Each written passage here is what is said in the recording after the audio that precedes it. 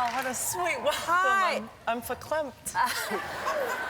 Well, yeah, it's crazy. But have you been in New York the whole time I've been doing this show? That's I've why? been in New York the whole time. The year your show came on, I left LA and went home. Is that right? Was that a coincidence or?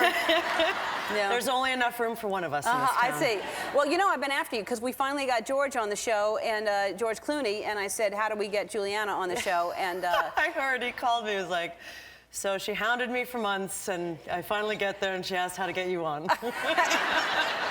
And is this the exact stage that you shot ER on? This isn't the exact stage. This is the stage where they did all the surgeries, but I was a mere nurse in the ER, and so I was on stage 11. Oh, I see. I just George gave us all bikes for the first Christmas we had here, and so I used to ride around the lot on the bicycle.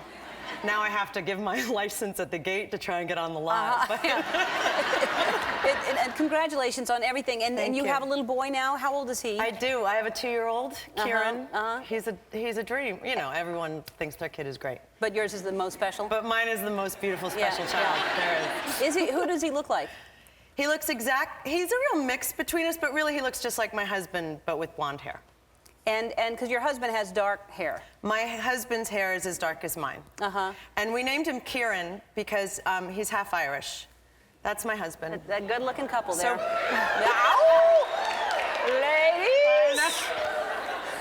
Oh, honey. Yeah. He looks just like that, but with blonde hair. And his Kieran in Celtic means little dark one. And we just assumed he'd be dark. So the joke's on us. Right. He could be your child. Yeah. He looks much more like you. Well, then give him to me. I would like one. That's so much easier, please. Okay. Yeah. Well, that's why people wait to name them until they see them, because you can't name a child a little dark one before you see it. Well, he came out bald, which was another shock for both of us. We were like, okay, who are you? And then I found out that my husband, who's half Irish, half Jewish, which I like to say is a man who can think and drink. Ah, that's good.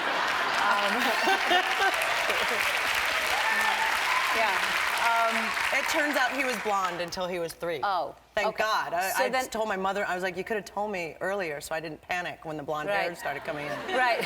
Well, yeah, exactly. Well, it's good that you didn't wait then, because you would have named him a little bald one. Yes. So, could have named him that. All right, let's talk about the show, because it's a huge hit, and they're saying on Entertainment Weekly it is the #1 show to watch on television. Wow. The #1 show.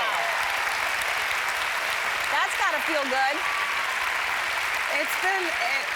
It's really been a dream. I beg people not to pinch me. I'm afraid I'll wake up. This has been a really good year, and I'm thrilled. I'm very grateful. And was it your first job that you worked with Chris before? My very first TV gig was 17 years ago. I was on Law and Order, and I was in, you know, his trailer, Not Alone, with Jerry Orbach was there. We were playing poker because they were taking a long time to set up a shot, and he looked at me and was like, I should be nice to you. I think you're going to have your own show one day.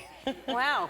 And look at this. Y'all working together. Julianna, Marguiles in City Island, right? City Island. It's a really sweet, funny movie. It's a movie, my favorite one I've ever done. And Andy Garcia, I truly think it's the best performance of his career. It's great there. And it's a little movie, so it needs a lot of support. But it's one of those movies that has done the festival circuit, and in Deauville and in France, they don't stand up for anyone. Standing ovation every time people see this movie. And I think it just moves you to laughter, to tears, to when you see this dysfunctional family. It's all about everyone's lying to each other, and it's very funny. It makes us feel better about our families. I support that movie. Support it. Well, we're not that dysfunctional. That's what people do. Yeah, it'll make you feel better. We were talking to Lily about rejection. You must, I mean, that's the thing that, have you had like crazy stories of wanting a role so badly that you don't get? Oh my God, yeah. I mean, I had a plan that after college, if I didn't at least make a living at acting, I was gonna go back to school because I couldn't deal with a life of rejection. And I started making my living pretty soon, so, you know, as long as I could pay the rent, and then, you know, year by year it got better and better. And every, you know, I had a rejection last year. I mean, I wanted to be on that HBO show In Treatment so badly.